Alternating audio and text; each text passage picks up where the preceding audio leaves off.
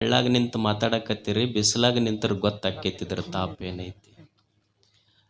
ನಮಗೂ ಗೊತ್ತಾಗ್ತದ. ನಾನು ಗುರುಗಳಿಗೆ ಹೇಳಿದೆ, ನಿಮ್ಮನ್ನು ಬಿಸಿಲಾಗ ಕುಂದಿರಿಸಿ ನಾವು ನೆಳ್ಳಾಗ ನಿಂತಿದ್ದಕ್ಕೆ ಮೊದಲು ನಿಮಗೆಲ್ಲ ಕ್ಷಮೆ ಕೇಳ್ತೀನಿ ನಾನು. ಆದರೂ ಶಿಷ್ಟಾಚಾರ 2 ಮಾತುಗಳನ್ನು ಹೇಳಬೇಕಷ್ಟೆ. ಇಷ್ಟು ಬಿಸಿಲಿನ ತಾಪದೊಳಗನೂ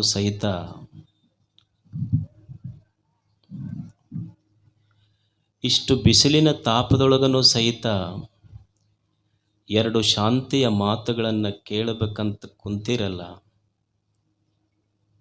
ದೇವರಂದ್ರೆ ಎಲ್ಲಿ ಹೊರಗಿಲ್ಲ. ಈ ತಾಪದೊಳಗೂ ಸಹಿತ ಇಷ್ಟು ಹಸನ್ನ ಮುಖ ಇದೆ ಇಲ್ಲ, ಈ ಮುಖದ ಮೇಲಿನ ಕಳೆನೇ ನಿಜವಾದ ದೇವರು. ಇದನ್ನು ಬಿಟ್ಟರೆ ಎಲ್ಲಿ ದೇವರಿಲ್ಲ. ನಿಮ್ಮನ್ನು ನೋಡಿದ್ರೆ ಅಷ್ಟೇ ಸಂತೋಷ. ತಮಗೂ ಸಹಿತ ಶರಣಾರ್ಥಿಗಳನ್ನು ಸಮರ್ಪಿಸಿ, ಮನುಷ್ಯ ಅನಾದಿ ಕಾಲದಿಂದಲೂ ಸಹಿತ ನಮ್ಮಲ್ಲಿ ಒಂದು ಜಿಜ್ಞಾಸೆ ಇದೆ. ಏನು ಜಿಜ್ಞಾಸೆ ಅಂದರೆ, ದೇವನನ್ನು ಅರಿಯಬೇಕು, ಅನುಭವಿಸಬೇಕು, ಆನಂದಿಸಬೇಕು, ಆರಾಧಿಸಬೇಕು. ಸತ್ಯ ದೇವನನ್ನು ಜೀವನದ ಪರಮ ಉದ್ದೇಶ ಅಂದ್ರೆ ಸತ್ಯ ದೇವನನ್ನು ಅರಿಯಬೇಕು, ಅನುಭವಿಸಬೇಕು, ಆನಂದಿಸಬೇಕು, ಆರಾಧಿಸಬೇಕು. ಆನಂದದ ಆರಾಧನೆಯೇ ನಿಜವಾದ ಜೀವನ. ಜೀವನ ಅಂದ್ರೆ ಏನಲ್ಲ, ಆನಂದದ ಆರಾಧನೆ ಇದು. ಜೀವನದೊಳಗೆ ಆನಂದ ತುಂಬಿತು ಅಂದ್ರೆ ಅದೇ ಆರಾಧನೆ. ಅದು ನಿಸರ್ಗವನ್ನು ನೋಡಿ ಎಷ್ಟು ಆನಂದಭರಿತವಾಗಿದೆ ನಿಸರ್ಗ. ನಿಸರ್ಗದಲ್ಲಿ ಕಾಣದ ಆನಂದ, ಕಾಣುವ ಆನಂದ ಮನುಷ್ಯನಲ್ಲಿ ಯಾಕೆ ಕೊರತೆ ಆತು? ನೀವು ದನ ಕಟ್ತೀರಿ ಮನ್ಯಾಗ, ದನಕ್ಕೆ ಏನು ಹಾಕಿರಿ ಅಂದ್ರೆ ನೀವು ಕಬ್ಬಿನ ರೌದಿ ಸೊಪ್ಪಿ ಒಯ್ದು ನಿಮ್ಮ ದನಕ್ಕೆ ಹಾಕಿರಿ. ಅದಕ್ಕೇನು ಹಾಕಿಲ್ಲ, ಕಬ್ಬು ಸಹಿತ ಹಾಕಿಲ್ಲ, ಬರೇ ರೌದಿ. ನೀವು ಹಾಕಿದ ಕಸ ತಿಂದು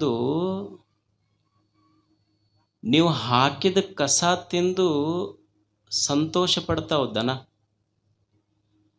ಕಸ ತಿಂದು ಸಂತೋಷ ಪಡುವ ದನಗಳು ಒಂದು ಕಡೆ ಆದರೆ, ರಸ ಕುಡಿದು ಸಹಿತ ದುಃಖಿತರಾಗುವ ಮನುಷ್ಯರು ಒಂದು ಕಡೆ ಅದೀವಿ ನಾವು.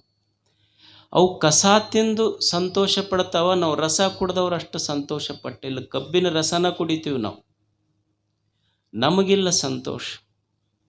ಈಗ ನೀವು ಮಾವಿನ ಗಿಡ ನೋಡ್ರಿ, ಮಾವಿನ ಗಿಡಕ್ಕೆ ಸುಮ್ಮನೆ ಒಂದಿಷ್ಟು ಚಿಗುರು ಬಂದಿರ್ತೈತಿ. ಕೋಗಿಲೆ ಐತಿ, ಕೋಗಿಲೆ ಏನು ತಿಂದೈತಿ? ಹಣ್ಣು ತಿಂದೈತೆ ಏನು? ಮಾವಿನ ಹಣ್ಣು ಇಲ್ಲ, ಸುಮ್ಮನೆ ಒಂದಿಷ್ಟು ಚಿಗುರು ತಿಂದು ಹಾಡ್ತೈತೆ. ಅದು ಒಂದು ದಿವಸ ಮಾವಿನ ಗಿಡ ಸಪ್ಪು ಕುಂತಿತ್ತು. ಅದು ಕೋಗಿಲೆ ಕೇಳುತ್ತೆ ಮಾವಿನ ಗಿಡಕ್ಕೆ, ಯಾಕ ಸ್ವಲ್ಪ ಸಪ್ಪಗಾಗಿಯಲ್ಲ, ಏನು ಮಾಡೋದಪ್ಪ, ನಿನಗೆ ಬರೇ ಚಿಗುರು ಕೊಟ್ಟಿನ, ನಾ ಏನೂ ಕೊಟ್ಟಿಲ್ಲ, ಬರೇ ಚಿಗುರು ಕೊಟ್ಟಿದ್ದಕ್ಕೆ ಇಷ್ಟು ಹಾಡಾಕತ್ತೆ ನೀನು. ಈ ಮನುಷ್ಯ ಮೊನ್ನೆ ಬಂದಿದ್ದ, 1-2 ಹಣ್ಣು ಕೊಟ್ಟಿನ ಅವನಿಗೆ. ಅಲ್ಲ, ಹಣ್ಣು ಕೊಟ್ಟರೆ ಏನು ತ್ರಾಸಾತ್ ನಿನಗೆ? ಸಪ್ಪಗೆ ಯಾಕಾಗೆ ನೀನು? ಇಲ್ಲ, ನಿನ್ನೆ ಬಂದಿದ್ನಲ್ಲ, 2 ಹಣ್ಣು ಕೊಟ್ಟಿದ್ದೆ, ಇವತ್ತು ಲಾರಿನ ತಂದಿಂದರ್ಶನವ ನನ್ನ ಮುಂದೆ. ಇವತ್ತು ಬರೇ ಚಿಗುರು ಕೊಟ್ರ ಚಿಗುರು ತಿಂದು ಹಾಡುವ ನೀವೆಲ್ಲಿ, ಲಾರಿಗಟ್ಲೆ ನನ್ನುವ ಹಣ್ಣು ತಿಂದು ಮತ್ತೆ ನಂಬದಾಗ ಟೊಂಗೆ ಮುರ್ಕೊಂಡು ನಂಬದಾಗ ಕಾವು ಮಾಡಿಸಿ ನಮ್ಮ ಬುಡಕ್ಕನ ಪೆಟ್ಟು ಹಾಕುವ ಇವರೆಲ್ಲಿ? ಸುಮ್ಮನೆ ಇಷ್ಟು ಸಂತೋಷ ನಿಸರ್ಗ ಸಂತೋಷ ಪಡ್ತೈತಲ್ಲ. ಮನುಷ್ಯನಿಗೆ ಯಾಕೆ ಜೀವನ ಇದು ಆನಂದದ ಆರಾಧನೆಯಾಗಬಾರದು? ನಿಸರ್ಗ ಏನೂ ಇಲ್ಲ, ಸಣ್ಣ ಸಣ್ಣ ವಿಷಯಗಳಲ್ಲಿ ಸಂತೋಷ ಪಡ್ತದೆ. ಮನುಷ್ಯನಿಗೆ ನಿಸರ್ಗ ಎಲ್ಲ ಕರುಣಿಸಿದರೂ ಸಹಿತ ಯಾಕೆ ದುಃಖ ಆಯ್ತು ಅಂದ್ರೆ, ಮನುಷ್ಯನಿಗೆ ಸತ್ಯದ ವಿಸ್ಮರಣೆಯಾಗಿದೆ. ದೇವನ ವಿಸ್ಮರಣೆ ಮನುಷ್ಯನಿಗೆ ದುಃಖ ಕೊಟ್ಟೈತಷ್ಟೆ. ಏನು ಅಂದ್ರೆ ಅವನೊಳಗೆ ನನ್ನದು ಅನ್ನೋದು ಭಾಳ ತುಂಬೈತಿ ಅಷ್ಟೆ. ದೇವನ ವಿಸ್ಮರಣೆ ಆಗೈತಿ, ಅದಕ್ಕೆ ದುಃಖ ಕೊಟ್ಟೈತಿ. ಒಂದು ಕ್ಷಣ ವಿಚಾರ ಮಾಡು, ಮನುಷ್ಯನೇ ಅಷ್ಟೆ. ದೇವನ ವಿಸ್ಮರಣೆ ಆಗೈತಿ, ಅದಕ್ಕೆ ದುಃಖ ಕೊಟ್ಟೈತಿ. ಒಂದು ಕ್ಷಣ ವಿಚಾರ ಮಾಡು, ಮನುಷ್ಯನೇ. ಒಂದು ಕ್ಷಣ ಜೀವನವನ್ನು ವಿಚಾರ ಮಾಡು, ಒಂದು ಕ್ಷಣ ಜಗತ್ತನ್ನು ವಿಚಾರ ಮಾಡು. ನನ್ನ ಜೀವನ, ನನ್ನ ಹೊಲ, ನನ್ನ ಮನೆ, ನನ್ನ ಸಂಪತ್ತು, ನನ್ನ ವ್ಯವಹಾರ, ಇದನ್ನು ನಡೆಸಿದವರು ಯಾರು? ನಾನು ನಡೆಸೀನಿ ಅನ್ನುವ ಭ್ರಮ ತಲೆಯಾಗಿ ತುಂಬಿಕೊಂಡಿದ್ದಕ್ಕೆ ಭಾಳ ತಾಪಾಗಕತ್ತೈತೆ ಅಷ್ಟೇ ಇದು ಮನುಷ್ಯ. ಒಂದು ಕ್ಷಣ ವಿಚಾರ ಮಾಡಿ ನೋಡು.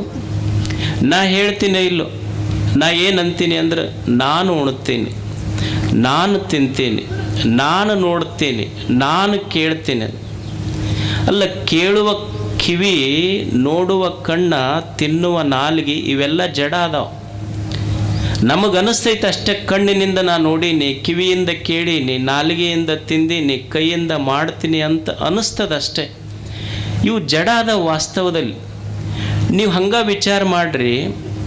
ಕಿವಿನ ಕೇಳ್ತಿದ್ರೆ, ಕಣ್ಣ ನೋಡ್ತಿದ್ರೆ, ನಾಲ್ಗಿನ ತಿಂತಿದ್ರೆ, ಒಬ್ಬ ವ್ಯಕ್ತಿ ಸತ್ತಾಗ ಅವನು ಗೂಟಕ್ಕೆ ಬಡ್ದಿರ್ತೇ ಇಲ್ಲಿ. ಮತ್ತು ಕಿವಿನ ಕೇಳ್ತಿದ್ರೆ, ಮತ್ತು ಅವ್ರು ಹಾಡಾಡ್ಕೊಂಡು ಹತ್ತಿದ್ದು ಯಾಕೆ ಕೇಳಿಲ್ಲ, ಎದ್ದು ಬರ್ಬೇಕಿಲ್ಲ. ಮತ್ತು ನಾಲ್ಗಿನ ತಿಂತಿದ್ರ ಬೆಲ್ಲದ ಪೆಂಟಿ ಒಂದು ಕಣ್ಣಿ ಇಡ್ರಿ, ಇದು ರುಚಿ ಐತೇನಂತ ಹೇಳ್ತಾನತ್. ಇಲ್ಲ, ಕಣ್ಣಿನಿಂದ ಕಣ್ಣ ನೋಡ್ತಿದ್ರ ಅವ್ರ ಮನ್ಯಾಗ ಹೆಣ್ಮಕ್ಳು ಹಾಡಾಡ್ಕೊಂಡು ಅಳ್ತಿರ್ತಾರಿಲ್ಲ. ಅವ್ರು ಯಾರೋ ಅವ್ರ ಸ್ನೇಹಿತರು ಬಂದಿರ್ತಾರ, ಒಂದು ಸರ ತೊಗೊಂಡು ಬಂದಿರ್ತಾರ. ನೋಡಿ, ನೀವಿಬ್ಬರು ಬಿಟ್ಟು ಆಗಲೇ ಇರ್ತಿದ್ದಿಲ್ಲ. ಇವತ್ತು ನಿಮ್ಮ ಸ್ನೇಹಿತ ಬಂದಾನೆ, ನಿಮ್ಮ ಪ್ರಾಣ ಸ್ನೇಹಿತ ಬಂದ, ನೋಡ್ರಿ ಕಣ್ಣರ ತೆಗೀರಿ ಅಂತ ಅವ್ರು ಹೆಣ್ಮಕ್ಳು ಹಾಡಾಡ್ಕೊಂಡು ಅಳಾಗ ಕುಂತ ಹೆಣ ಅಕಸ್ಮಾತ್ ಕಣ್ಣು ತೆಗೀತು ಅಂದ್ರೆ ಇವರಿಬ್ಬರು ಕಣ್ಣು ಮುಚ್ಚಬೇಕಾಗತ್ತವ.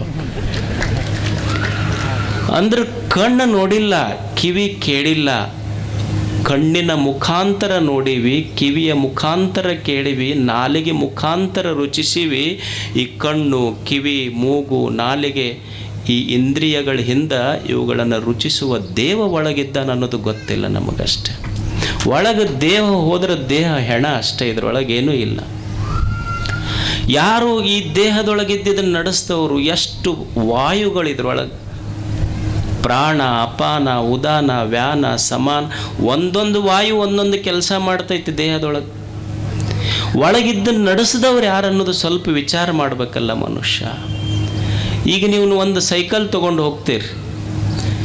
ಒಂದು ಸೈಕಲ್ ತೊಗೊಂಡು ಹೋಗುವಾಗ ಒಂದು ಸಣ್ಣ ಮುಳ್ಳು ನಟ್ಟೈತೆ ಅಷ್ಟೇ, ಭಾಳ ದೊಡ್ಡದಿಲ್ಲ. ಒಂದು ಸಣ್ಣ ಮುಳ್ಳು ನಟ್ಟಿದ್ದಕ್ಕೆ ನಿಮ್ಮ ಸೈಕಲ್ ಟ್ಯೂಬ್ ಪಂಚರ್ ಆಗ್ತೈತಿ, ಹವಾ ಹೋಗ್ತೈತಿ.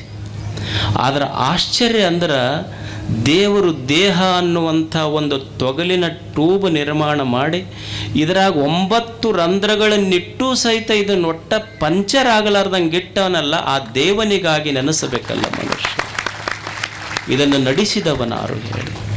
ನನ್ನ ದೇಹವನ್ನು ನಡೆಸಿದ ಶಕ್ತಿ ಒಳಗೈತೆಲ್ಲ, ಅದು ದೇವರು. ಅಂಥ ದೇವನನ್ನು ಮನುಷ್ಯ ಅರಿಯಬೇಕು, ಅನುಭವಿಸಬೇಕು, ಆನಂದಿಸಬೇಕು, ಆರಾಧಿಸಬೇಕು. ಹೇಗೆ ದೇವನನ್ನು ಅರಿಯುವುದು? ದೇವನನ್ನು ಅರಿಸಿ ಕಾಣಲಿಕ್ಕೆ ಸಾಧ್ಯ ಇಲ್ಲ, ಅರಿವಿನಿಂದ ಅರಿತು ಕಾಣಲಿಕ್ಕೆ ಸಾಧ್ಯ ಐತಿ. ದೇವನನ್ನು ಅರಸಲಿಕ್ಕೆ ಎಲ್ಲೋ ಕಾಡು ಮೇಡಗಳಲ್ಲಿ ಹುದುಗಿಕೊಂಡಾನೇನಾತು. ದೇವನನ್ನು ಅರಸಿ ಕಾಣಲಿಕ್ಕೆ ಸಾಧ್ಯ ಇಲ್ಲ, ಅರಿತು ಕಾಣಬೇಕಷ್ಟೆ. ಹೇಗೆ ಕಾಣುವುದು ದೇವನನ್ನು? ಎಲ್ಲರ ಹಂಬಲ ಇದೆ, ಎಲ್ಲ ಒಂದು ದೇವ ಸತ್ಯವನ್ನು ನಾವು ಅರಿಬೇಕು, ನೋಡಬೇಕು, ಕಾಣಬೇಕು ಅನ್ನೋದು. ಹೇಗೆ ದೇವನನ್ನು ಅರಿಯುವುದು? ಈಗ ನೀವು ಒಂದು ಮೈಕ್ ಐತಿದೆ, ಈ ಮೈಕ್ ಇದು ಕಾಣ್ತೈತಿ ನಮ್ಮ ಕಣ್ಣಿಗೆ, ನೋಡ್ತೀವಿ ಇದು ಮೈಕ್ ಅಂತ ಹೇಳ್ತೀವಿ ನಾವು. ದೇವ್ರು ಹಿಂಗೇನರ ಕಣ್ಣಿಗೆ ಕಂಡಾನೆ. ಈಗೊಂದು ಟೇಬಲ್ ಐತಿ ಅಂತ ನಾವು ಹೇಳ್ತೀವಿ, ಕಾಣ್ತೈತಿ ಇದು.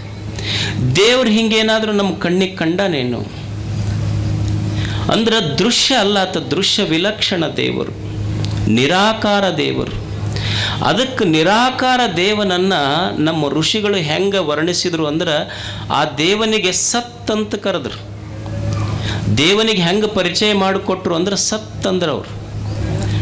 ಸತ್ ಇದರ ಅರ್ಥ ಯಾವಾಗಲೂ ಇರುವಂಥದ್ದು ಅಂತ. ಮೂರೂ ಕಾಲದಲ್ಲಿರುವಂಥದ್ದು. ಈಗ ಒಂದು ಹೂವು ಐತಿ, ಈಗ ನೀವು ಹೂವು ನೋಡಿದ್ರಿ ಅಂದ್ರೆ ಹೂವು ನಿನ್ನೆ ಇಲ್ಲ, ಇವತ್ತಷ್ಟು ಕಾಣಕತ್ತೈತಿ, ನಾಳೆ ಇರೋದಿಲ್ಲ.